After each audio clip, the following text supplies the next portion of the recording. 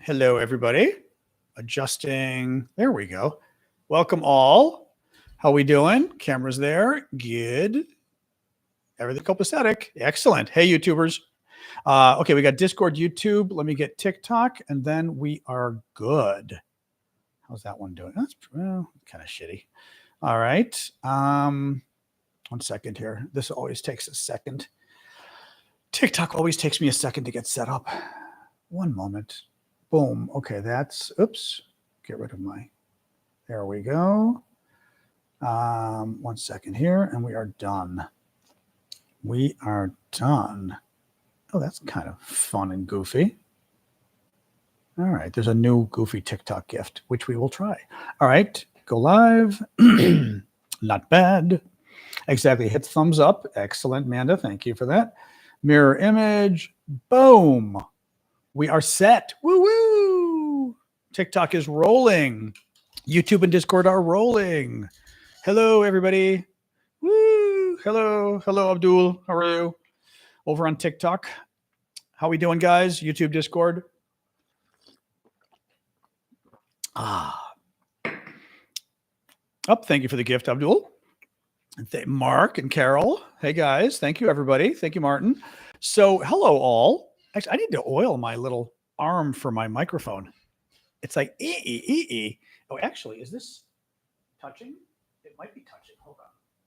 Make sure the camera isn't touching. There we go. Now the camera's not touching. There we go. Okay, hold on. That's better. Okay. All right. I have a separate mount for the camera now, so I can move my mic, and at least in principle, it doesn't move the camera. So, hey, Jen, good to see you guys. Hello, Pedro in Finland. Terry, welcome, everybody. La, la, la. How are we all doing today? Happy Monday. Yep, Monday, May 12th. I am good.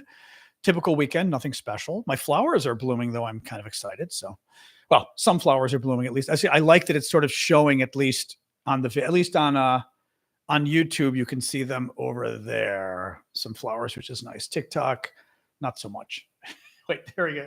Wait, there we go. TikTok at the bottom of the screen. You can see the flowers. There we go. Woo-woo.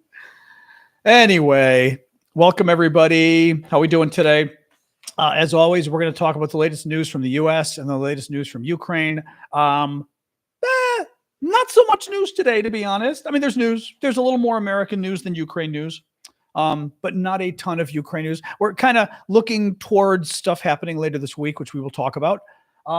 We will talk about trade with China and Trump's claim that there's a China deal. There is no China deal.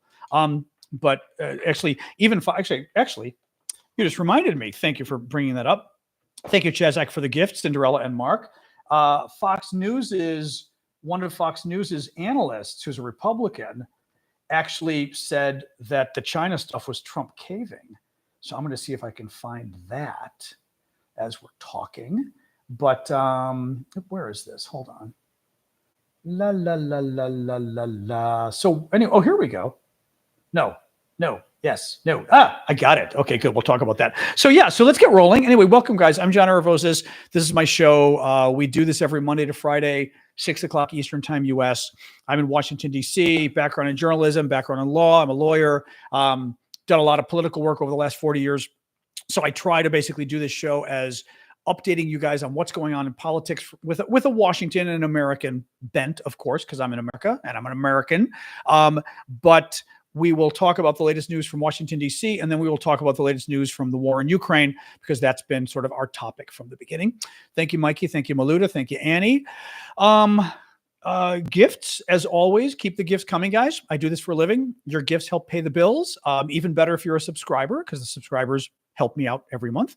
That would be the folks with SNN next to their name on TikTok. On Discord, it's the folks with colored names like Jeffrey and Katie. And on YouTube, it's everybody with a green name like Emroy, Michael, Gunther, Bjorn, the rest of you as well. So please keep the gifts coming. I appreciate that. Amanda gave me a bow knot. That was very cute. I always like the gay gifts are always kind of fun. Thank you, Annie and Cricket. Let's get rolling here. That's a good. We'll talk about that, Cole. That's a good point. So Trump basically blinked today on tariffs with China. As Trump always does. I will say Trump is He's a very expert liar. Whenever Trump is going to have to like lie and cave, he then creates a success. So he claimed, I reached a deal with China on tariffs. Oh my God. Thank you, Martin, for the gift. And everybody last night kind of went, really? Well, we found out today that there was no deal reached with China on tariffs. Big surprise. Trump's negotiating with China. But because the negotiation is so good, Trump has decided to lower his China tariffs from 145% to only 30%. There's a couple issues here. One, he is a master spinner. He really is, Martin. Yep. Thank you, Annie, for the gift. Thank you, Cricket, Martin. There are a number of issues here. One, Trump didn't reach any deal with China. I mean, he didn't do it with the UK either. He sort of has these generic, like, actually, let me read you Fox News's economic analyst, among others, Charles Gasparino. He's a Fox News analyst, conservative Republican, MAGA guy, okay? Breaking, Trump raised tariffs on the world. The markets, particularly the bond market, which we need to refinance our debt, rebelled. Trump then was forced to back off. End of story. Film at 11 of the president spinning this as a major victory. He wrote this today, okay? Film at 11 of the president's bill. This is a Fox News analyst. Film at 11 of the president spinning this as a major victory. Okay, sorry, I couldn't help myself. But what we have seen is a little lesson on how markets exert their power. How when you have to depend on them, as we still do, you can't go to trade war with the world without bad stuff happening. Basically, Trump caved again. Trump has caved on, he has not caved 100% on his tariffs. He still has 30% tariffs on China, which is not small. He still has 10% tariffs on pretty much almost every product in the world and every country in the world, except Russia. Who knows why? But which is pretty significant. But Trump had massive tariffs on everybody, and he's pretty much caved on all of it. Remember at the beginning, he was caving too. Thank you, DJ. Thank you, Jorge, for the gifts. Thank you, Sister Cats, as well. Remember at the beginning, Jay Shea and Heather, remember at the beginning, he threatened to put tariffs on Colombia, and then he got scared because all of a sudden they were like, dude, America gets most of its coffee from Colombia. You put tariffs on, you put a tax on coffee from Colombia, and you're putting a tax on everybody's coffee in America. So he backed off. Then he was going to do tariffs on Mexico and Canada, and he backed off. He then did those, but then he removed a bunch of them. It's all over the place. He has been wiffle waffling. He's been waffling back and forth all over the place. He doesn't. It is clearly a new Trump with this presidency. I did not see Trump as being this weak and this waffling his first time around. I did not like him the first time around, but he did not strike me as a weak waffler. But as Fox News today noted, this was not a victory for Donald Trump yesterday with China. This was Donald Trump caving because his tariffs on China were so big, they were freaking out the markets and they were destroying. Well, as we said, we're still in trouble for Christmas. I mean, Trump himself, actually, Trump really stepped into it last week. Trump last week admitted that he was taking toys off the shelves and people weren't going to get toys for Christmas because of what he did. And remember he said, oh, well, if some little girl only gets 2 or 3 dolls at Christmas instead of 30, I think she'll be fine. And he then said, and maybe you'll have to pay a little bit more, but that's too bad. I think a lot of Americans were not thrilled at the notion that what would it be? 90% of their toys were going to disappear this year, which is what he said. America imports a ton of toys from China. Our Christmas trees may be disappearing this year, the artificial ones. The artificial Christmas trees with lights all come from China. Thank you, Julie. Thank you, Christine. Most Christmas decorations, like pretty much all of them, it was something like 98% or 99% of American Christmas decorations come from China. The stories last week were that basically we weren't going to have Christmas decorations this year, or they would be incredibly expensive. So Trump caved, which is great because this was dangerous. The problem is there's 2 problems though. Tariffs are still at 30%. If you're buying stuff on eBay or Temu or Shinbu or whatever the hell those sites are in China, right? Or even Amazon, it's still 30% tax on these products. That's a lot. If I'm buying something for $100, I don't want to pay 30% tax in addition to the sales tax. By the way, whatever sales tax you might pay, it's addition to that, right? $30 on a $100 purchase is a hell of a tax. The second problem though, Trump said that he's postponing the 145% tariffs for 90 days. And after that 90 days, he's going to put them back if he can't reach a deal with China. Here's the problem, okay? And I'm going to put my fan on in my apartment because it's getting, as always, it's getting like warm and cold. Here we go. Here's the problem. American businesses have not been able to do business with China once the tariffs started because it's 145% tax that Americans pay on things they buy from China. Meaning, if you bought something for $100 from China, you would have to pay $145 tax. Well, that's crazy. Today, you've still got to pay a $30 tax. That's still too much. The problem is that $145 tax is coming back in 90 days. If you're either a person like you and me or a big business person, right? And let's say you're a big business person and you've got to buy $1 million worth of products from China. In 90 days, are those products going to have a $1.4 million tax on them because Donald Trump didn't reach a deal with China? If I import products from China, there's no way I'm going to import them now because I can't afford to have 3 months from now, Donald Trump say, well, we didn't reach our deal. Remember, it was only a 90-day break from the 145% tariff. Trump, as of today, in 90 days, the tariffs come back. The tax comes back. You cannot afford to do business with China right now because the tax might come back. And this is the real problem, you're screwed. Imagine you're a business person. Again, American businesses doing business and getting all this stuff made in China. Christmas stuff, as we said, 100% of the Christmas decorations come from China. Are you going to spend $1 million today on that only to find out in 3 months that you're going to owe another $1.4 million in taxes? You've already spent the $1 million. You can't kill the deal, but out of nowhere, you're going to owe the tax. My concern is, and I think I'm right about this, is that what Trump is doing is still leaving things so unclear, so unsure, that we run the risk of businesses still not doing business with China and that things are just still up in the air.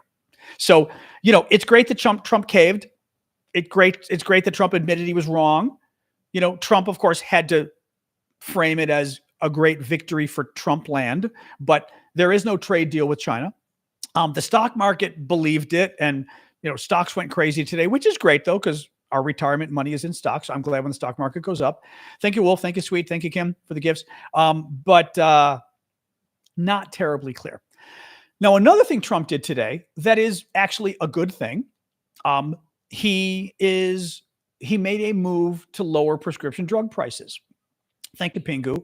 Now, it should be noted that Trump earlier, a couple months ago, made to raise prescription drug prices in America, but now he is trying to lower them after he raised them 3 months ago.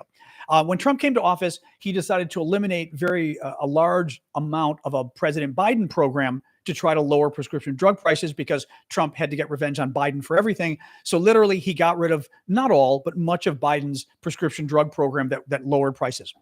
So Trump raised prices. Then he decided today, he wants to lower prescription drug prices. So it's complicated. I don't even know that all of us understand how this works, but he's somehow using most favored nation status, a trade status, in order to force drug companies to basically offer America the same price for prescription drugs that they offer at the cheapest country in the world. Now, this is actually quite interesting. Now, Trump tried to do this during his first term. It didn't go very far. So that's a problem. This is an issue I care a lot about because I'm a perfect example of what happened with this issue. I used to go to France and I would buy my prescription drugs for my asthma in France because they were so much cheaper, and my insurance before Obamacare sucked. I had the best insurance I could buy as a self-employed person, and I bought the most expensive insurance I could buy, self-employed. And I only got $1,200 a year in prescription drug coverage, meaning once they paid $1,200, it was gone. The problem was my prescription drugs cost $500 to $600 a month for my asthma. One drug alone, Advair, was $350. Several of the other ones were like $150 or $200. So my prescriptions were $500 to $600 a month. By what would that be? By 10 weeks into the year, I ran out of insurance every year.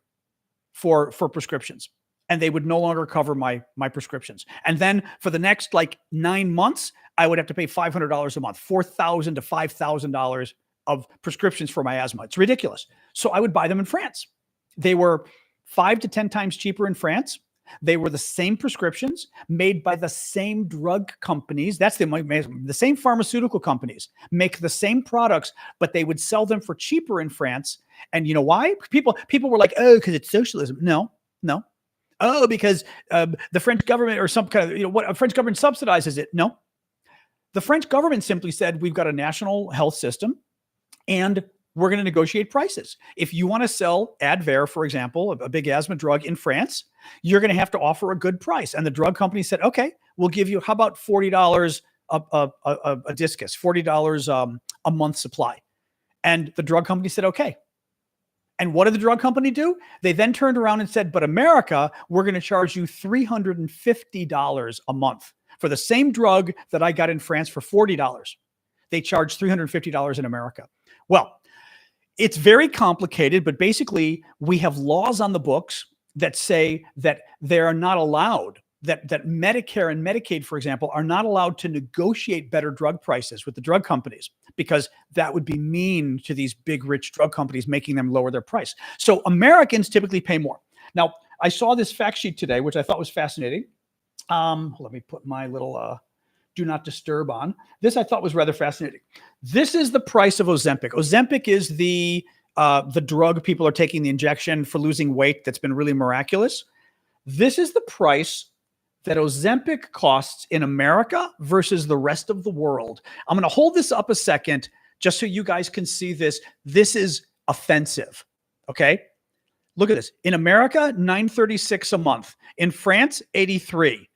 In Australia, $87 versus $936 in America. United Kingdom, $93. Sweden, $96. Netherlands, $103. Germany, $103. The most expensive is Japan at $169. We're $936. Canada, look at that. Canada, $147. $936 in America. This is what drug companies have been doing to us forever. They have been socking it to Americans so that they can basically subsidize the rest of the world with cheap drug prices. So I have obviously zero problem with Trump trying to do this. He did try to do it his first term and was not successful. Let's see if he's successful this time. I will say, Republican, his party is terrible on this issue, but Democrats are not great either. Republicans are worse. Republicans are far worse on the prescription drug thing, but the big pharmaceutical companies have also bought Democrats as well. So they've stopped really both. But it's really offensive to what degree, like I said, drug prices, prescription prices are through the roof here in America. Advair, like I said, Advair, it's called Seretide. You will pay between $250 and $350 a month here in America. It's called Seretide in France, in Europe. That's $40. That's $40. Okay. E, you're going to take a time out for the rest of the show. Bye. Bye. E has a problem with slamming Democrats. E, this is not a rah-rah festival. You're taking a time out for the rest of the show. You can go back tomorrow. This is not a rah-rah festival. Unlike MAGA, unlike the far left, I do not tell lies. I tell the truth about what's going on in politics. Okay? If you can't handle hearing that some Democrats are bought off by the pharmaceutical industry, then you've come to the wrong show. So there. Anyway. I don't have the price of every prescription here, but you get the point. It's pretty bad. It's pretty bad. Well, interesting. So when I went to France, somebody asked, how much could I bring back? U.S. law is very vague on how much you can bring back. You can't bring back prescriptions to sell. You can bring back prescriptions for personal use, right? Thank you, Dave, for the gift. You can bring back prescriptions for personal use. But it never said how much you could bring. I brought a year's supply. I really did. I would buy a year's supply. I'd buy like 10 or 12 Advairs because it cost me $40 an Advair. I'd pay $500 and I'd get enough Advair with $500. I'd get literally like, what did I say? That was equivalent to $4,000 worth. I was a mule. It was crazy. And I would, every time I'd go to the pharmacy in France, in Paris, it was funny because the woman would be like, I'd be like, bonjour, madame. I'm like, I'm the American who buys the prescription. She goes, oh, you. And she turned to the other pharmacist and goes, his story is amazing. He's from America and he comes to France to buy his prescriptions because they're so expensive in America. And they were like, I can't believe this is true for America. By the way, Ahmed, you're going to be blocked every single day you come and you try to interrupt our show. Sorry, some guy named Ahmed, who's Palestinian, decided to once again come and try to interrupt our broadcast. And it's a rude thing he and his friends do every day. And I just wanted you guys to know they try to interrupt every show that's out there to come on. And it's really offensive and they're the only people doing it are the Palestinian supporters. And it's really offensive. So congratulations. You've just managed to piss people off a little bit more against your cause. Not a very smart thing to do, Ahmed. But keep coming every day because I'm going to block you every day and I'm going to get more and more annoyed with you and I'm going to criticize you even more. So keep going, big boy. It literally paid for my trip. Correct. Literally paid for my trip. Kind of amazing. Kind of amazing. Anyway, let's keep going here. Trump this weekend accepted a $400 million bribe. That was kind of exciting. Thank you, Marsha. $400 million bribe Trump accepted this weekend from the government of Qatar. Now, I don't really care how you pronounce Qatar because the way we were taught in graduate school at Georgetown with the foreign service degree, which is like kind of the best program in the world, was actually to call it gutter, but I'm not really comfortable calling it gutter, so I call it Qatar. Frankly, this is America. None of us are going to pronounce the name of the country correctly because the name of the country correctly is in Arabic and I don't speak Arabic. So give it a rest. Only because I did a TikTok video on this and all the people in the comments, you're not saying the name correctly. And it's like, dude, no one says the name correctly because it's Arabic, right? So anyway, Trump accepted a $400 gift, $400 million gift from an Arab government. It just so happens to be it's the Arab government that finances Hamas, the terrorist group in Gaza. Trump got his Justice Department to, it's totally illegal what Trump is doing. It is illegal. It's against the law. It's a felony. He got his Justice Department to say it's okay. Thank you, Marsha. Thank you, Eddie. He got his Justice Department to say it's okay. And the reason they said it's okay is, this is great, because it's going to be donated to the Air Force. They're going to donate it and use it as Air Force One. Now, keep in mind, an Arab government, a rich kingdom is going to be donating Air Force One to Donald Trump. And it's the luxury plane, the king or whoever the hell, the emir or whatever it is used, right? Donating it to Donald Trump to use as Air Force One. Of course, it will be filled with bugs and electronic eavesdropping devices. Of course. And once it's going to the Air Force, and the Trump people are saying, well, it's going to the Air Force. So that makes it okay. It's not going to Donald Trump because we have laws. The government officials in America are not allowed to accept gifts. They can't. They go, oh, it's going to the Air Force. So it's okay. No, it's not.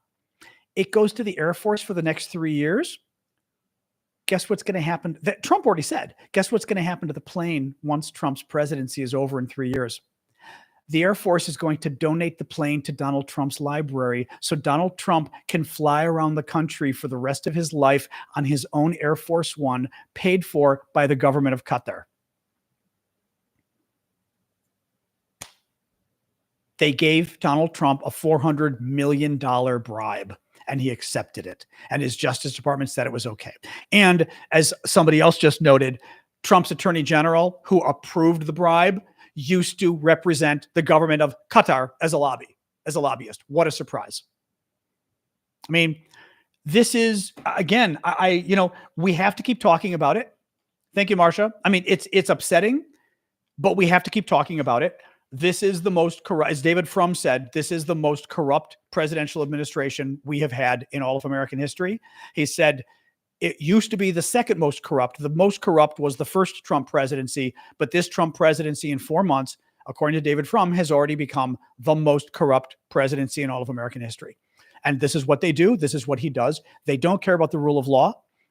They sit there and remember, by the way, remember what the Trump people did about Joe Biden. Remember, they made up this whole lie about the Biden. They called it the Biden crime family or something. Remember how Republicans in Congress had to admit that they couldn't find any crimes?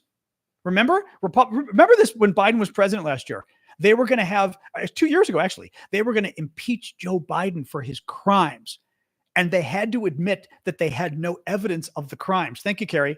They had no evidence of the crimes, so they couldn't go ahead with the impeachment. Republicans controlled the House of Representatives. They could have impeached Joe Biden whenever they want.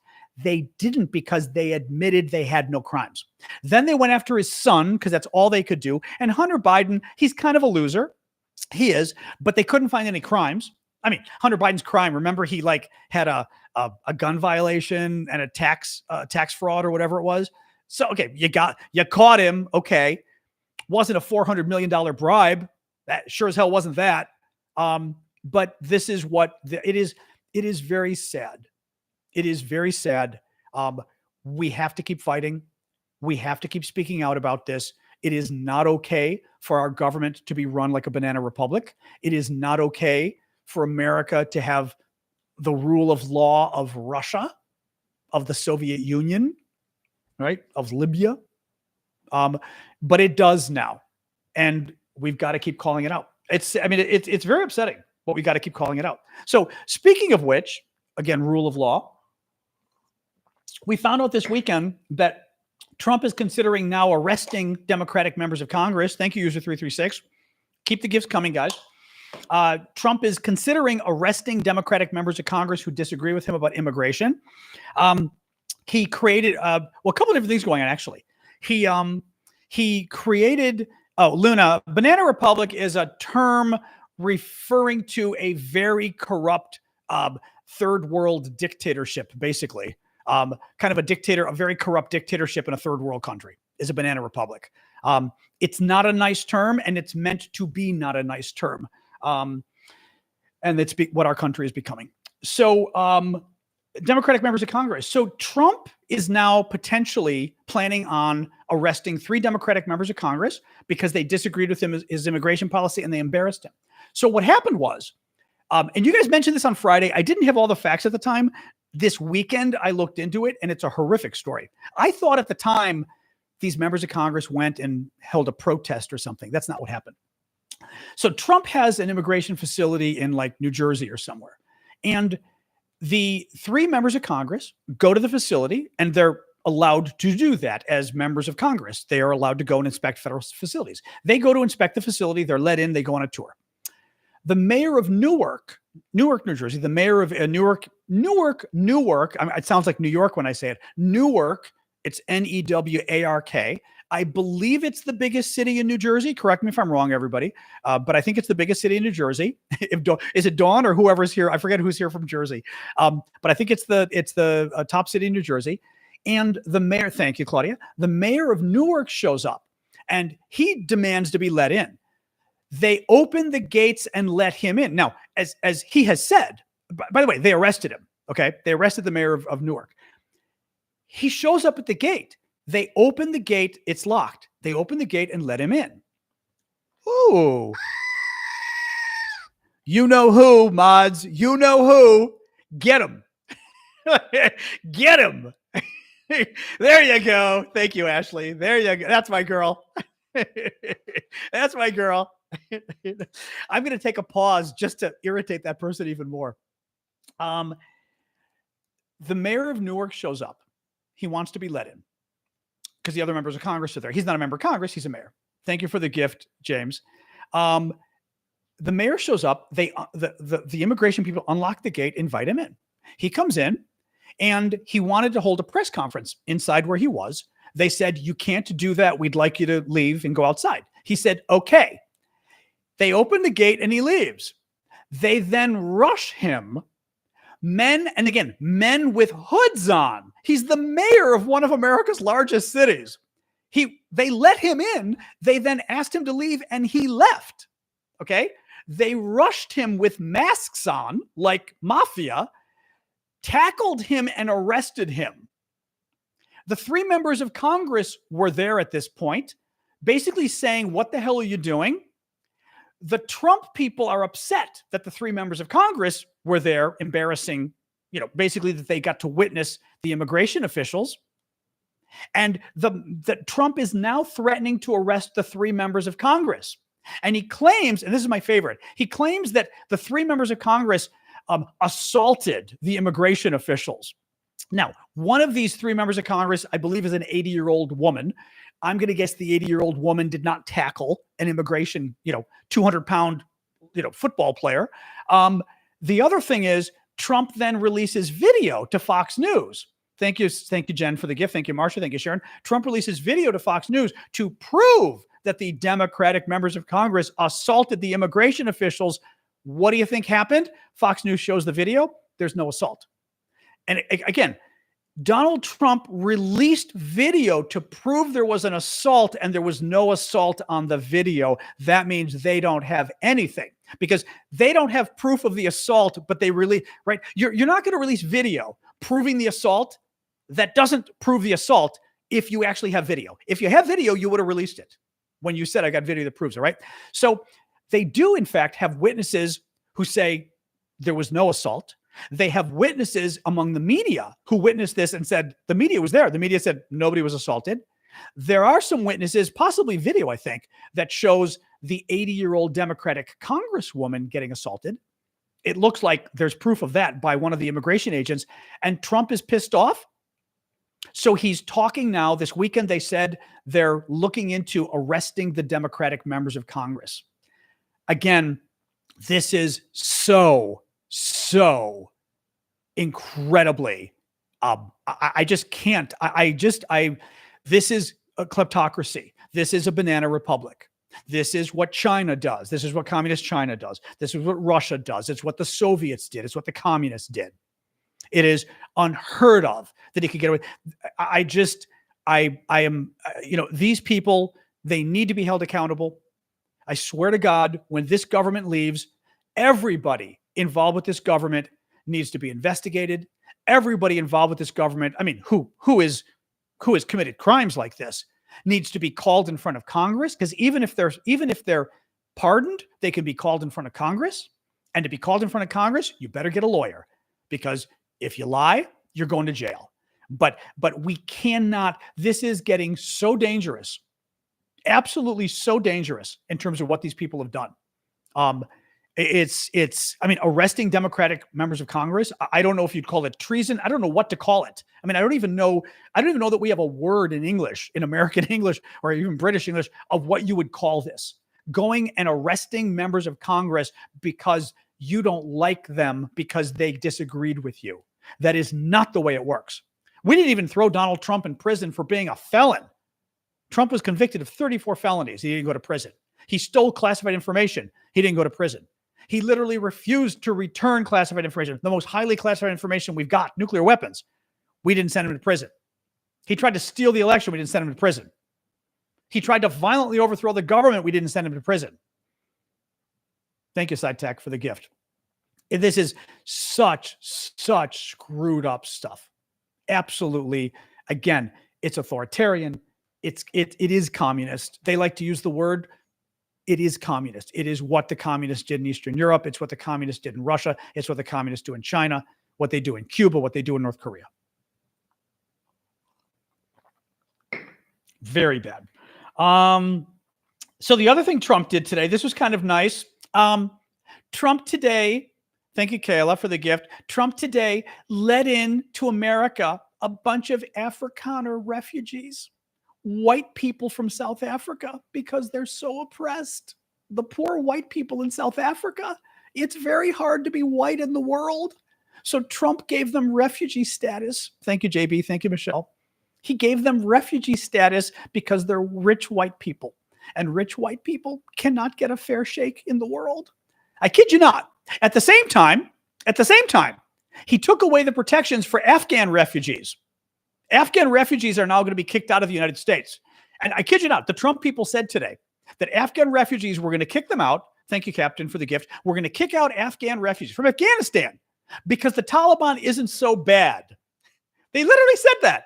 Oh, the Taliban's gotten, listen, I kid you not, the Taliban has gotten much better. I'm going to read this to you.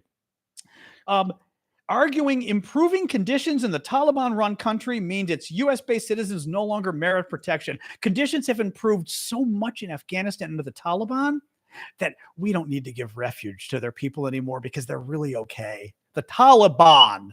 He said the Taliban has improved things in Afghanistan. Okay? We're kicking them out. A lot of these people are people who, worked for our military, and they were family members of people who worked for our military. We haven't even let them in yet, all the people who worked for our military, who we promised if they worked for our military as translators, we would let them in. But we're letting a bunch of rich white South Africans in because they're oppressed white people. And Elon, anybody who doesn't think Elon did this, please. Why do you think Trump is letting in a bunch of rich white South Africans and claiming they're oppressed? Again, political refugees. Yeah, I'm sure it's really hard to live a good life in South Africa if you're white and rich. Sure. Sure. Anyway, thank you, Kayla, for the gifts. Really horrific. Just really horrific.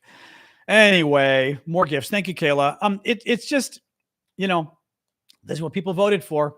Oh, well. All right. Do you want to talk about any of this stuff for a second, or should we just switch to Ukraine? There isn't too much Ukraine news, but there are several Ukraine stories with what's going on with the war. Should we switch to that, or you want us to keep talking more about the rich white South Africans? I've gotten that before, Tani. We didn't vote for this, but a lot of people, hell, he won the election. A lot of people voted for this crap, really sick. Yeah. Oh, wow, Prince, you did. Wow. Prince said, I'm one of those who worked for the Air Force to put my family's life. That's exactly the point. Is not only did these people in Afghanistan, other countries, they've done this too, Iraq too, people in Afghanistan put their lives on the line working for the U.S. military as translators, as guides, as things like this, but they put their families' lives on the line because the Taliban comes in and says these guys are traitors. They worked for the Americans. They go after their entire family. We promised to get all of them out of there. We promised as part of the deal that if you come work for the U.S. government and you help the U.S. military, we will give you, residency in America and a path to citizenship. We lied. Well, guess what that does? What do you think is going to happen the next time the U.S., occupies a country or whatever we do, and we need local translators? When we tell those local translators that we're going to come help them, right? Oh, risk your life, risk your family's life, and we will welcome you to America. They're going to go hardy, har, har, har. They're going to say BS, right? Because they know we're liars. We're not going to let them in. And frankly, even Biden was supposed to let them all in. Biden didn't let them in. I blame Biden first and Trump second. Biden, hey, there were tons of them left behind when Biden knew this was coming. And he didn't get them out, and he should have gotten them out. But Trump was the one who really did it. Because keep in mind, I always got to remind people of this. That whole Afghan mess, that was Donald Trump. The whole Afghan withdrawal was Donald Trump's agreement. It was Donald Trump's treaty. We withdrew from Afghanistan because Donald Trump reached a deal with the Taliban. Donald Trump agreed that U.S. troops would be out of Afghanistan by something like May of 2021. Joe Biden becomes president in January of 2021. Trump has already removed 2/3 of American troops from Afghanistan. 2/3 are gone. There's maybe 5,000 left, and most of them are at the airport and guarding the U.S. embassy. But 2/3 of U.S. troops have already been removed from Afghanistan because Donald Trump removed them, because Donald Trump reached a deal with the Taliban, because Donald Trump agreed to free 5,000 Taliban terrorists as part of this deal, and he did, okay? So it was Donald Trump's deal. Joe Biden comes in, and Joe Biden goes, this is a little dangerous. I don't think it's safe to remove all our troops and evacuate by May of 2021. So Biden drags it out. Biden actually dragged it out to August or September. Well, what does Donald Trump do? And you can Google this and I love telling this story because Google it and you will find it. Donald Trump in April of 2021 puts out a statement saying, this is great that Joe Biden is withdrawing the troops from Afghanistan. My agreement, because Trump has to take credit, right? My agreement that Joe Biden is implementing, but he shouldn't slow down because he's supposed to have them out by next month, by May. And Trump was concerned that Joe Biden was withdrawing American troops too slowly from Afghanistan. So Biden, instead of withdrawing all the troops by May, dragged it out till August, and it was a fiasco. We all know that now. But again, Biden removed those troops because Donald Trump reached a treaty with the Taliban. That's why Biden removed them. And Donald Trump already removed 2/3 of the troops. So we couldn't leave the troops we had there or they would have been shot. It pisses me off. Thank you, Scott. Thank you, Woody. What really ticks me off is this is how bad Democrats are at messaging. Because you never, Google this, it's totally true. You never hear this story because Joe Biden sucked at messaging, right? Democrats suck at messaging. No one sat there and said, this is Donald Trump's deal, right? They sat there and they said, oh, Joe Biden, Joe Biden bad, and Biden sat there and went, and took credit for everything, right? And now people look at it as blaming Joe Biden. Thank you, Don. Blaming Joe Biden for everything, right? And again, the big, by the way, the big problem, because I had asked this too at the time. I remember going, yeah, but sure, it was Donald Trump's agreement, and Donald Trump's, it wasn't a treaty, but let's call it a treaty, agreement, memorandum, whatever it was, to remove U.S. troops and pull out of Afghanistan. Why couldn't Biden have said no? Why couldn't Biden have said it's just too dangerous? Here's why. Trump already removed 2/3 of the troops. We only had about 5,000 troops remaining. They were in peril. They were at the airport and they were at the embassy. They were surrounded by the Taliban everywhere. Had we broken the agreement and kept our troops there, they would have opened fire on our troops and killed them.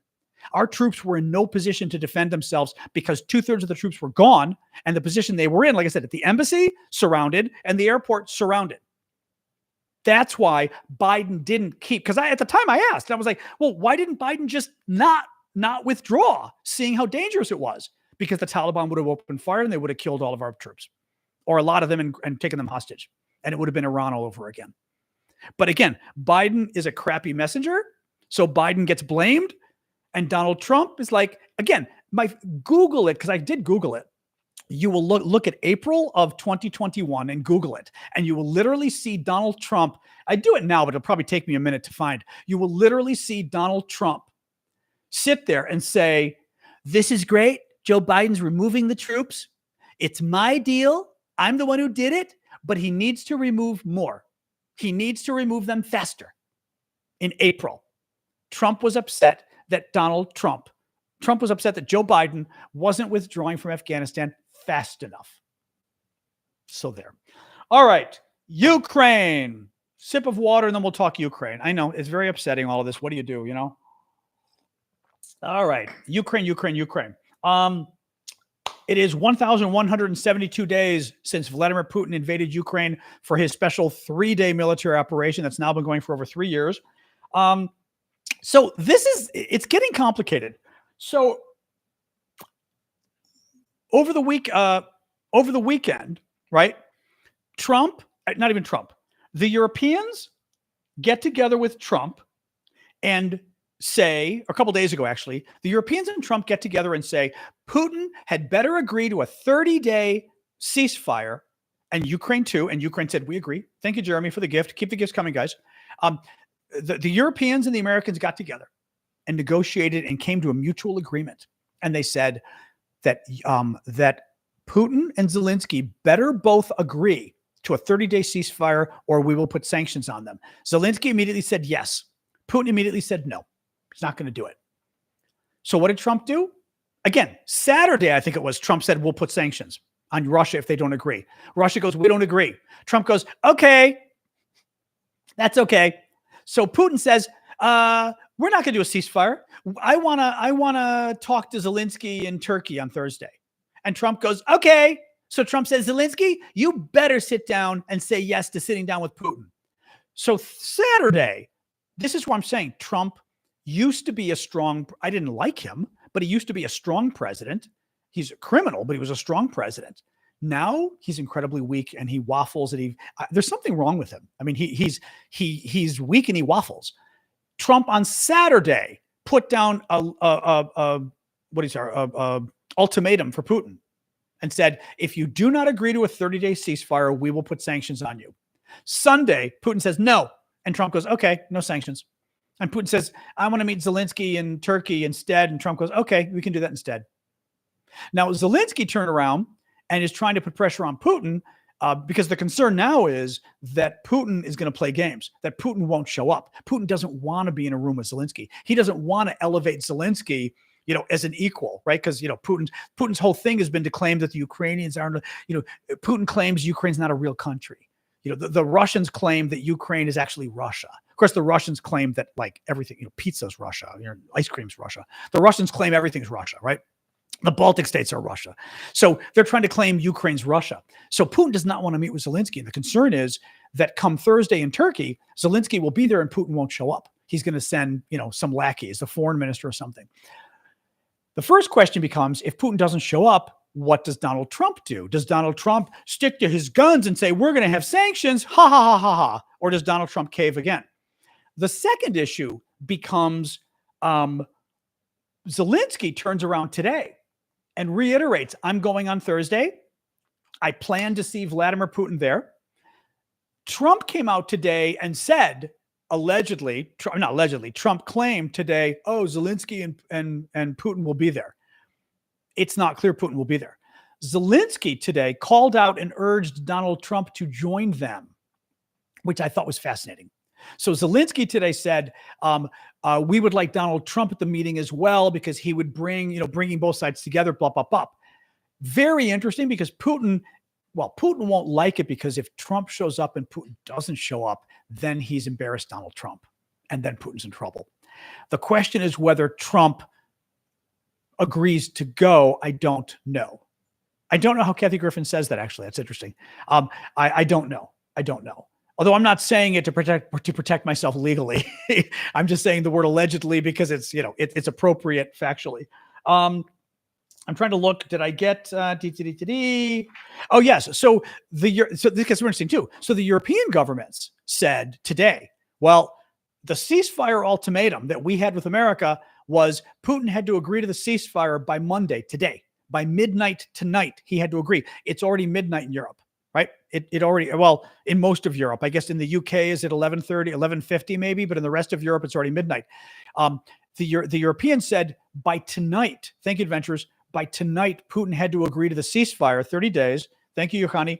Or they would put additional sanctions on the Russians. So the Europeans reiterated it again today and said, if Putin doesn't agree to the ceasefire, we're putting more sanctions. So the Europeans are going to put more sanctions, which will be good.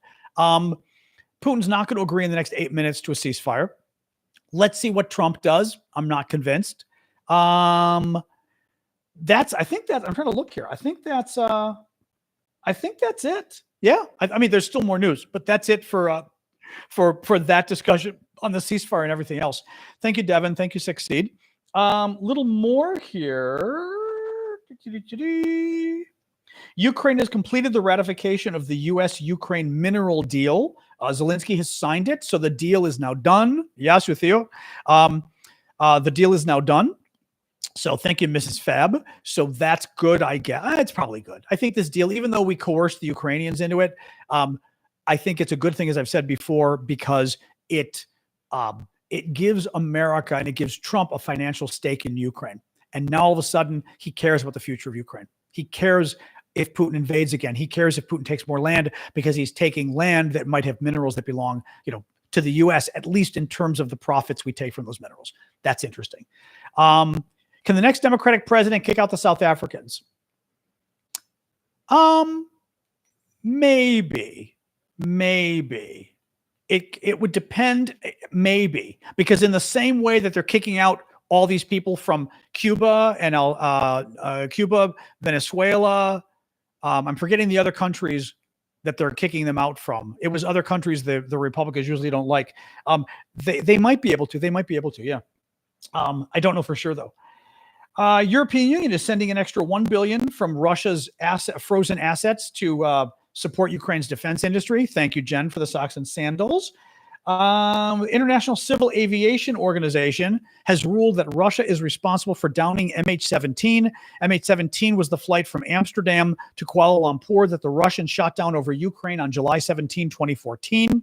3 hours into the flight, everybody died. It was Russian proxy forces, but also a former Russian official who was found guilty in shooting down the plane. Poland has said it will. This is a wild story. Listen to this. Actually, this is the last story I've got. Listen to this. I'd heard about this before, but it's really, to give you a sense of what the Russian government really is, this is kind of amazing. Poland has said it will close the Russian consulate in Krakow. First of all, Poland needs to do a lot more than closing a Russian consulate when I tell you what happened. Poland has said it will close the Russian consulate in Krakow after finding evidence that Moscow was responsible for a huge fire that almost completely destroyed a shopping center in Warsaw last year. The Polish prime minister said his country knew for sure that Russian secret services were behind the fire. The Russians burned down a shopping mall in a large Polish city on purpose. It was an act of terrorism committed by the Russian government on purpose. Why? God only knows, because this is the kind of stuff the Russians do all the time. But guys, the Russians come into your country and they literally commit an act of terror. And the response is, we're going to kick your consulate out of a smaller city. Right. I mean, we're going to, not out of the capital. We're going to do it out of another city. We're going to kick out your consulate. The consulate deals with like visas and stuff. It's like, okay, that's nice. Right. It's really amazing. I mean, they know the Russians did it. And they know the reason they know the Russians did it, by the way, thank you, Chazak. They've got proof, but they also know the Russians did it because the Russians have been committing acts of terror like this for over 10 years. The Russians were planning to assassinate the head of Germany's largest arm maker. Or arms dealer, whatever you want to call it. Yeah, Heiko, you're leaving. We got another Russian troll here, guys. Ash, I'm sure you saw this person, but they're leaving. That's Russian. That's pure Russian troll. The Russians plan to kill the chief executive officer or whatever it's called in Germany of Rheinmetall, which is Germany's largest arms manufacturer. Right? It's like defense contractor. The defense contractor was making a lot of weapons for Ukraine. And the Russians planned to assassinate the president of the company. And the Americans found out and let the Germans know, and they were able to stop the plot. I mean, guys, thank you, Jen. Thank you, Spider. Thank you, Blanca. It blows my mind. I mean, again, the Russians are capable of anything, but it still blows my mind that the Russians thought they could get away, and they probably would get away with it, with assassinating a major CEO of a company in Germany. And that would be okay. It's an act of war. But they knew they'd get away with it just like this. They literally burned down a shopping mall on purpose in Poland. And the punishment is, we're going to kick out your consulate. It's a freaking act of war. They've attacked U.S. military bases. I mean, remember they set two fires on, was it DHL packages? The Russians were preparing to blow up packages, international packages on DHL flights going to America and Canada. And they were testing it out, and the fire got out of control and they got caught. But they were planning on setting off the packages on planes going to America and Canada. And the experts said, had these incendiary devices gone off in these planes over the Atlantic, they likely would have taken the planes down because the fire would have been out of control.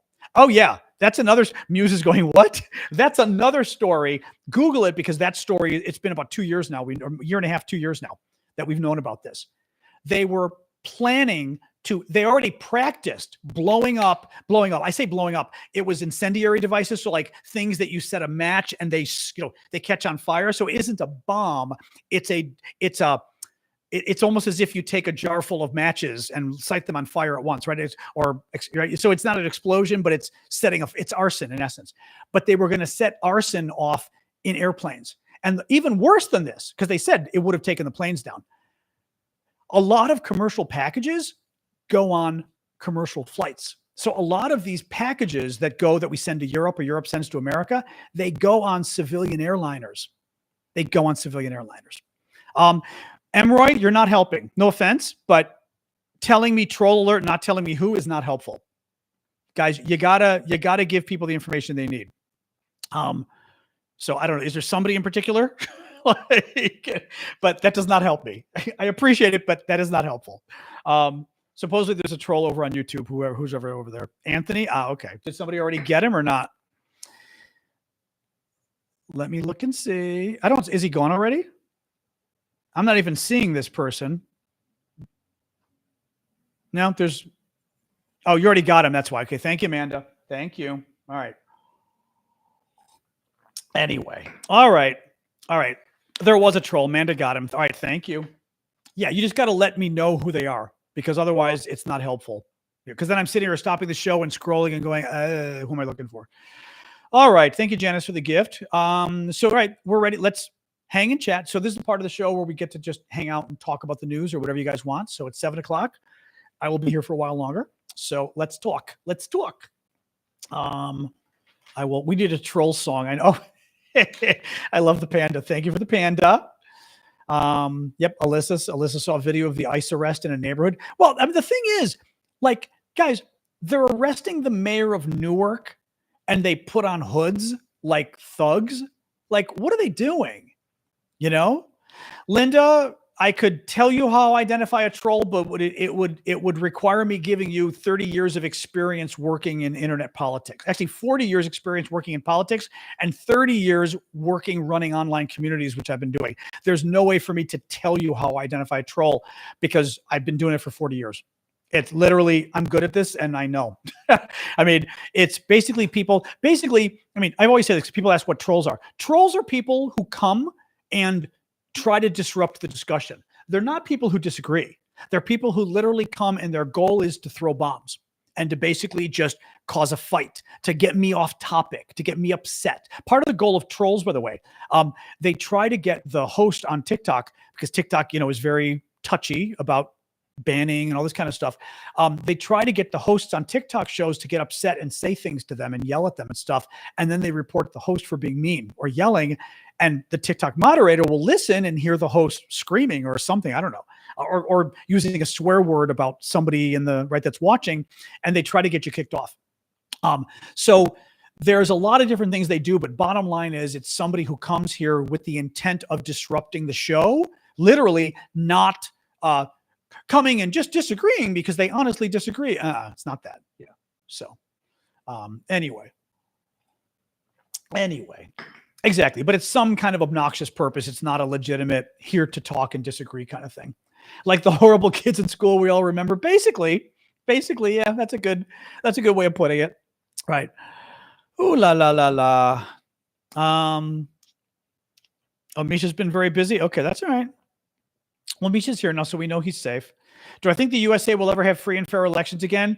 I think this administration will try to stop us from having a free and fair election. I don't know that they'll be able to.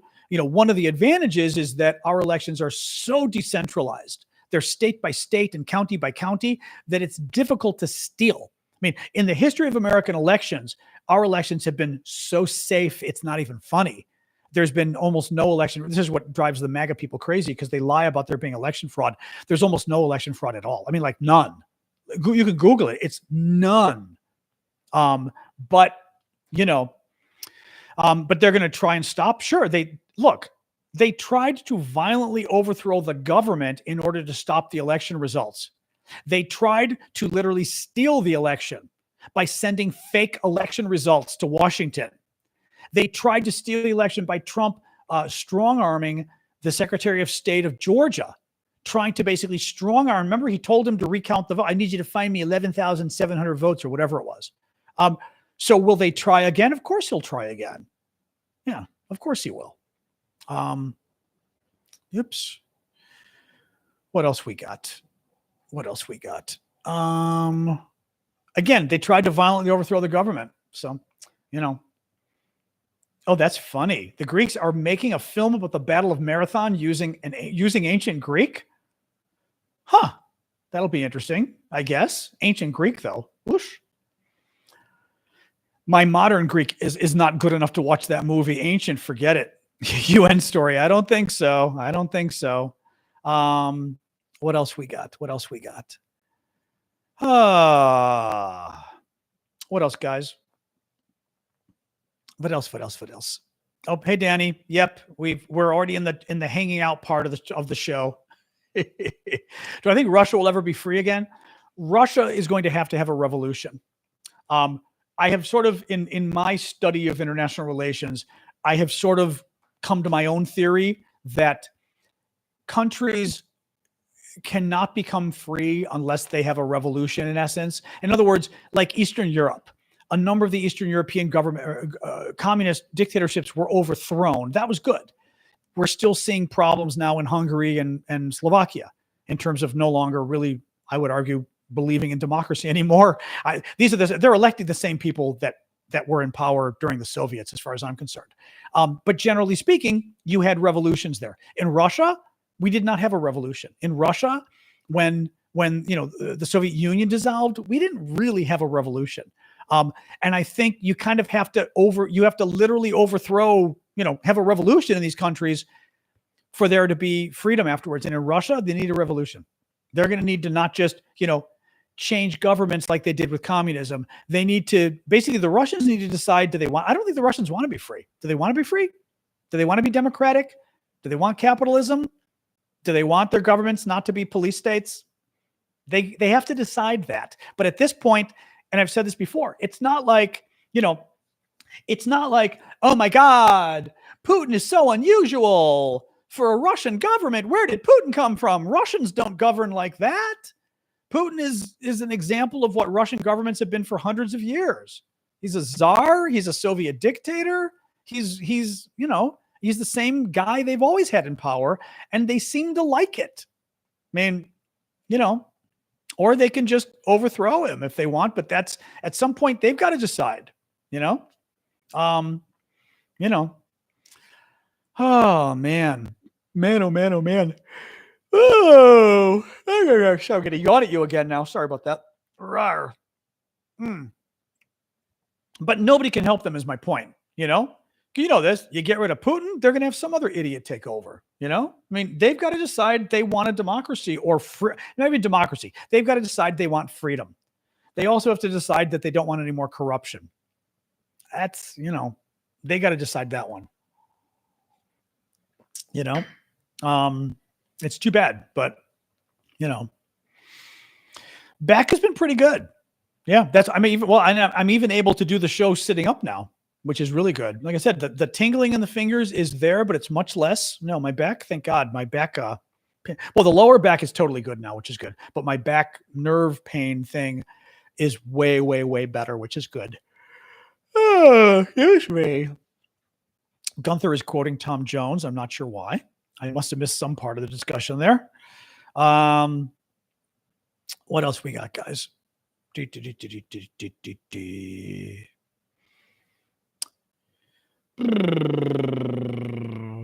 What else, folks? Anything? I have not asked Rosie. I do need to reach out to Rosie. Good point about coming on the show. This is very true. U.S. is slipping into the exact situation. Yeah, well, I mean, we are in danger of becoming a kleptocracy. Yes. And the problem isn't just Trump. The problem is Trump is breaking the law left and right. Trump is doing things that are un-American, literally. Trump is doing things that Republicans used to not believe in. The problem is, this is like the Putin thing. You could say, oh, Putin's a bad man, just get rid of him, right? Oh, Trump's a bad man, just wait until somebody else comes. They voted for him. They knew who Trump was. And they're still supporting him, right? It seems a lot of Americans don't believe in democracy. A lot of Americans think crimes are okay. They think felonies are okay. They don't care. As long as it's their party doing the crimes, they don't care. That's pretty dangerous, because it's the Overton window problem we've talked about in politics, or maybe it's political science or whatever. There's something called the Overton window. And the Overton window is sort of the universe of what is accepted behavior, meaning in anything in life, the universe of accepted behavior is this, and some things are outside of. So this would be your day-to-day interactions with people. You get angry at them. They cut you off with the car. You do not take out a gun and shoot them. That is outside the Overton window for most people, right? We tend not to steal. Stealing generally is outside the Overton window. Committing crimes for most of us is outside that window. It's the window of acceptable behavior. The problem is in politics, when people start committing crimes, when people start doing things that are outside of the window of acceptable behavior, and they don't just get away with it, but they start profiting from it. I don't just mean Trump profiting from being bribed. I mean, Republicans go, hey, stealing some elections, we got to stay in power. Stealing some Supreme Court seats, it helped us get rid of the right to an abortion. All of a sudden, people start to say, our guy committed crimes, he got away with it, and we actually benefited from it. Maybe committing crimes is okay. if our guy does it? So all of a sudden, earlier, people would have said, oh, don't do that. And now they say, okay, do that. And Trump has made crimes acceptable, criminality acceptable, unethical behavior immoral. He certainly has made immoral behavior acceptable in America. That's, I don't know how you get, again, I don't know how you get around that. I don't know how you come back from that. How do you make people moral again? How do you make people believe in the rule of law? How do you make them believe that presidents shouldn't be bribed other than Democratic? They don't want Democratic presidents to take gifts, but they don't mind if a Republican president accepts. Now, you do, as German just said, you need new laws. I was talking to a friend about that the other day. That was his solution. He said, we need a lot of laws. We're going to need a lot of laws that are basically restricting presidential behavior and restricting presidential power and restricting presidential behavior. You know, it's now the Supreme Court, however, may try to get rid of those laws anyway. And so you can't restrict the president, right? Mike says Trump taps his former defense lawyer, Todd Blanche, as the acting librarian of Congress. Of course he does. Of course he does. Yeah. Oh, man. Thank you, Ryan, for the gift. Thank you, Infinite, as well. Hi, la, la, la, la. What else, guys? Oh, man. I'm tired. I got tired. I woke up a little early today.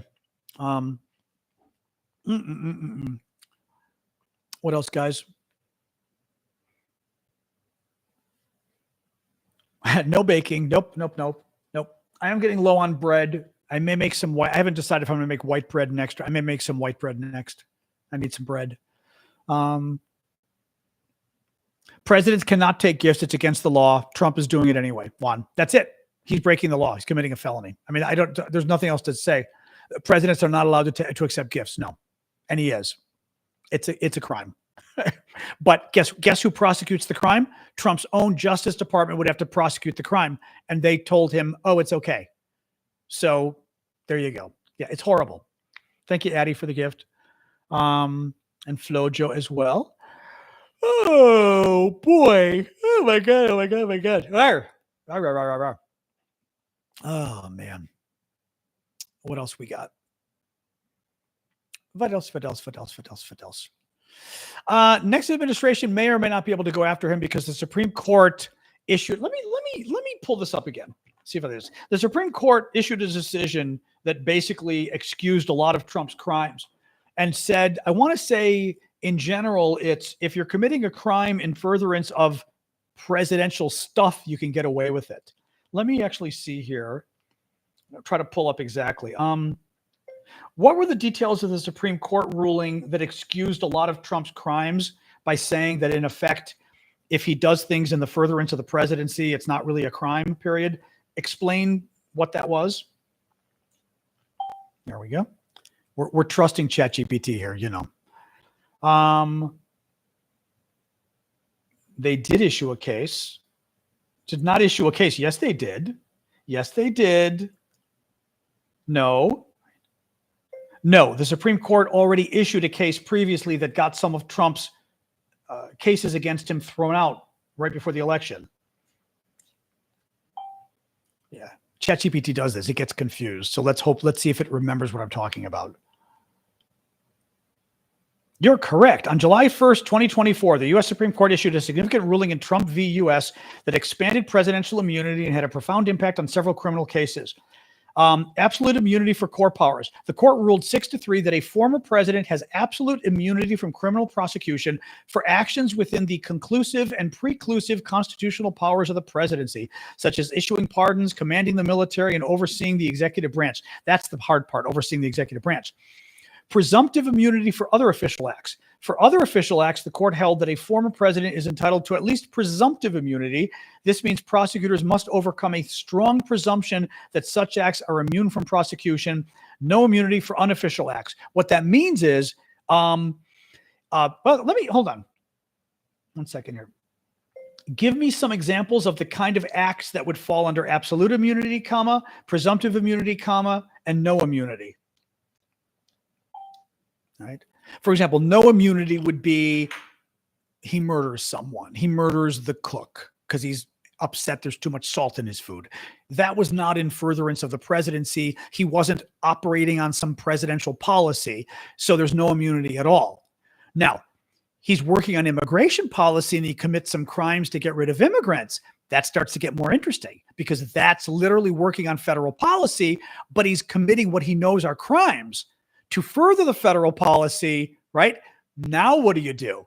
Is he allowed? Is that the presumptive? Let's see here. Examples: issuing a presidential pardon, even if controversial or politically motivated; appointing or removing executive officials, such as firing an FBI director; conducting foreign policy. This is absolute. Conducting foreign policy or recognizing foreign governments; ordering military actions as commander-in-chief, such as drone strikes. Presumptive immunity. This means the threshold isn't absolute, means he gets away with it. Presumptive means we presume he gets away with it, and prosecutors can't even go after him unless they've met a very high hurdle of proof. Presumptive immunity, communicating with the Department of Justice about investigations, which is illegal; pressuring Department of Justice to investigate voter fraud claims; meeting with state legislatures to discuss the outcome of an election, which he did. He didn't just discuss it. He was talking to them about possibly colluding with him to cheat. Scheduling or canceling public addresses related to policy or elections. What this means, no immunity, organizing or inciting a private rally. Interesting if it's private. Conspiring with private individuals to submit fake electors. This is ChatGPT, but they're saying the fake elector scandal, because it wasn't part of the presidency, it was part of him as a candidate, that would be, you could go after him. Calling state officials to find votes, which he did in Georgia. Again, you probably could go after him for that because he didn't do it as president. He did it as the candidate. Committing fraud to stay in power. So there we go. But it still restricted a lot of the cases against him. And because he's president now, even the cases like the fraudulent electors, who's going to go after him? Even the cases like sending all the people to overthrow the government violently on January 6th, who's going to prosecute? It's his own prosecutors who aren't going to do it. I mean, by electing this man president, we literally got him out of jail where he should be right now, but we also said it was okay to try to violently overthrow the government and all the other crimes Trump committed, like stealing classified information, like trying to steal the elections. It's pretty sick. And now his $400 million bribe from the Arab government of Qatar. His meme coin deals, that's a whole other criminal act. Yep. It's pretty sick. Well, the Dems aren't silent, but there's nothing they can do.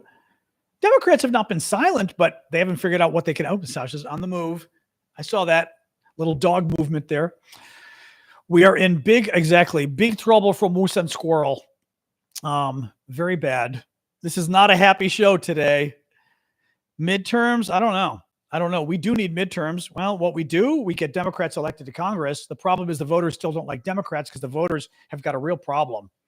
I mean, they don't like Trump, but they like Democrats less. Well, I guess you got to decide how much you like democracy, how much you like crimes, how much you like the president being bribed by foreign governments and stealing and using the president to profit with crypto and stuff like that. You know, you have one party that sometimes isn't as good as you wish they were, and you have the other party that is literally a kleptocracy working for our enemies. It's so hard to decide. Right? A criminal who undercuts our national security, who sends the stock market tanking, but he works with our enemies like Putin, or those Democrats who try, but they're not always really good. And let's face it, on the left, we had the same bullshit with the election. Remember? Oh, Kamala Harris. She's not evil towards Israel, so maybe we should just not vote for her either. Well, congratulations. All those people are being deported right now. So congrats. Thank you, Kat. Right? So, I mean, even on the left, we had that BS. On the right, or in the middle, we had that a lot. But on the left, we had it too. You know? Oh, you already had water. Don't give me that. There we go. Okay, I was going to say. The dog came for water, but she actually got water. Qatar is not our enemy. Yeah. You know, they're a dictatorship. Are they a kingdom or an emirate? I forget. But they're not a democracy. And they just bribed our president with $400 million. I don't care if you're a saint. You don't get to bribe the president for $400 million. That is a crime. And it doesn't matter who is bribing him. A bribe is a bribe is a bribe. There's no such thing as, but it was a bribe from nice people versus mean people. It's a bribe. So, anyway, is it a kingdom? Al Hassan? Okay. Well, I wasn't quite remember if Qatar was a king or an emir, because like Kuwait has an emir, right? I'm trying to remember who else in the region. I think Kuwait's an emir. Who else in the region had like emirs versus kings? So what's up? What do you want from me? Don't meow to me. Hi. Hello. Hi. Nothing yet. I think she wants me to give her treats or something. Amir is just king. Oh, it's what? Just a different word? I always think of Amir. Well, I mean, it's similar, but it's different words in English though. So like an emirate. Actually, UAE would be an emir. United Arab Emirates, right? They'd have an emir, I would think. Or is it a king? I don't know. Whatever. I don't know. Meow. It just came out of me. Well, Linda says, as a federal worker, we had to do ethics education every year. You can't accept a gift. When I was working on Capitol Hill, we used to be able to accept gifts. And then they put a new law in that you couldn't accept more than like $20. And literally the gift, it was nice though. Working there was nice because they would take you we'd go to nice French. It was bad, I admit, but it was legal at the time. But you'd go to like French restaurants and stuff. Lobbyists would take you and you'd go for like $100 or $200 meal at a French restaurant. It was very nice. Now, the best part though, I would go with lobbyists who were totally representing the Alaska industry I was working with. So like the lobbyists that I was dealing with were people we already agreed with, like the aviation lobbyists. They were representing small pilots in Alaska. So they were already our friends because they literally would give me the information I needed to help the small pilots. So there was one woman, I loved her. We would just go to the French restaurant anyway, and we'd get like $150 lunch for like a person.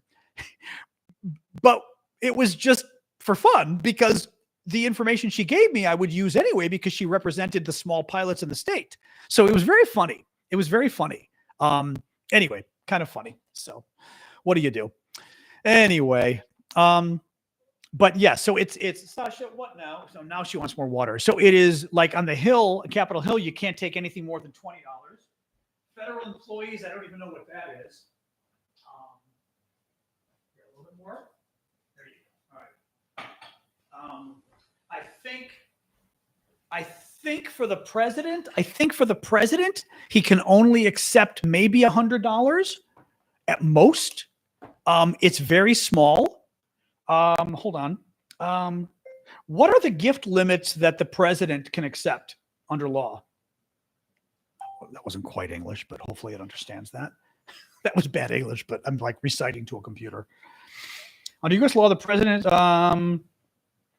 U.S. Constitution emoluments, we know that. You can't accept gifts from foreign states. Minimal value. As of recent guidelines, gift from foreign governments valued at $480 or less may be accepted and retained by the recipient. Gifts exceeding the threshold are considered property of the U.S. government.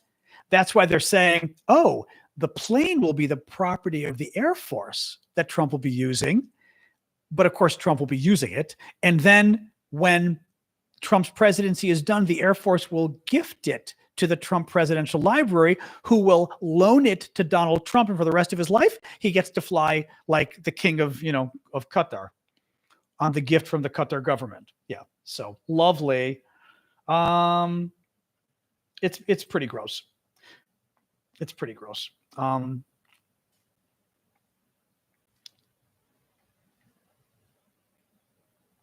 is this? All right. Anyway, oh man. All right. Anything else, guys? Oh, that's interesting. They did the Qatar government did the same thing in 2018 with Turkey. They gifted the Turks a luxury 747. Interesting. Alan says that's very interesting. So it's something they do. Interesting. Oh, that's fine. Laura Loomer's upset. Oh, that's kind of good. So Laura Loomer is the right-wing conspiracy. She's a nut. I mean, she's a right-wing nut. She's not conservative. She's literally a crazy person.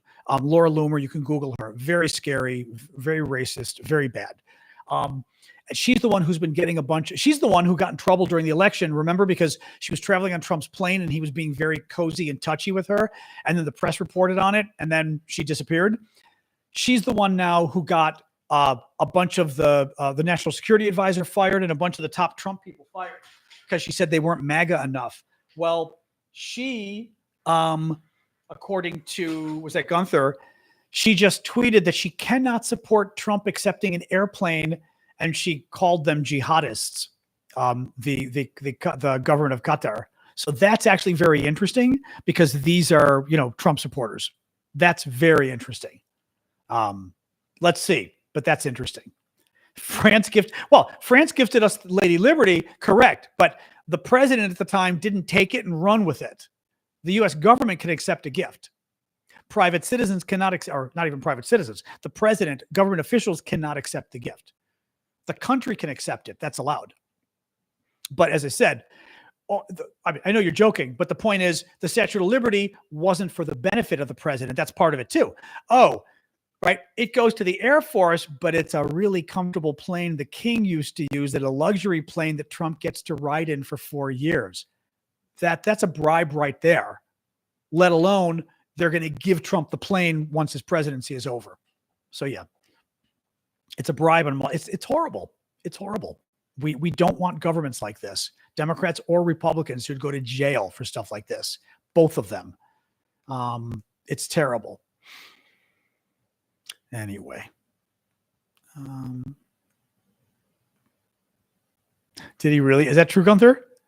So Gunther says, during recent trade negotiations, the Japanese delegation gifted Trump with an ornate samurai helmet. Trump, in response, gave them a MAGA hat and a Save America book. Hey, get in here. Get in here. You know how, there you go. All right. Yeah, there we go. Sorry, the dog was trying to eat things on the ground again.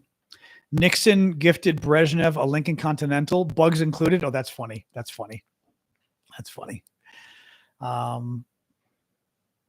know that was my dad voice for the dog. Well, she eats sticks and stuff, and it's like, and then she already got some dirt earlier today, so I'm kind of waiting. I'm waiting for the throwing up later because I was transplanting some plants. I bought my tomatoes. I was transplanting them, and there was some dirt on the ground. I was going to hose, and she got to it first, and I was like, oh. So now I'm waiting for her to get sick later today from the dirt, which I'm sure will happen. Ah, it's so annoying. Do I feel safe in America? I mean, yes, but eventually, maybe not. I'm not important enough to be unsafe. Mark Levin. Oh, that's interesting. He is a MAGA radio host. He criticized it. That's good. Interesting. Oh God. It is not. Oh God. The book Save America that Trump is giving to foreign leaders, the cover photo is the photo when they tried to shoot him and his blood on his ear. Oh, dear Lord. Dear Lord. My God. Good night, Colin. All right, guys. We've been doing this an hour and a half. I think we're going to call it quits here. I know this was not a happy show tonight. Sorry. What do? Sometimes the shows are less happy than others. The news is that I don't pick the news. The news picks me. Thank you, Ocean. Oh, man. Oh, God. Your dad had the profile pic. Oh, my God. Thank you, TS. All right, guys. Juice your Pachi. All right, guys, have a good night. I'm going to get going. Mods, thank you for moderating. Everybody, thank you for being here tonight. Thank you especially for those who gave gifts and for those who are subscribers. I appreciate that. I'm just looking right now. Jeffrey, we got a lot of you. Jeffrey Manana, Katie, Flying Medic, Gunther, Alan. Who else we got here on the screen right now? Dawn, Ashley. I'm trying to say maybe. Well, you're the only ones on the screen right now. I'm not going to scroll. There's Kind Hearted. Thank you, Kind Hearted too, and Jeff. All right, now they're popping in the subscribers on TikTok. All right, guys. So thank you all. Have a good night. I'll be back tomorrow, 6:00 Eastern, and we'll go from there the way we always do, and we will keep fighting. Thank you, Larissa, for the gift. All right, Discord. I will start with you guys as always. Thank you, Super Hornet. Complete the use fan club sticker challenge. I get so confused with that. I really do. There's all these different challenges TikTok has, and somehow if you buy the right gifts, it does something, and I never really understand what it is, to be honest. So that's why I don't that's why I don't promote it, because it confuses me. All right. Discord, you are gone. YouTube, thank you guys. Good to see you all. And TikTok finally. So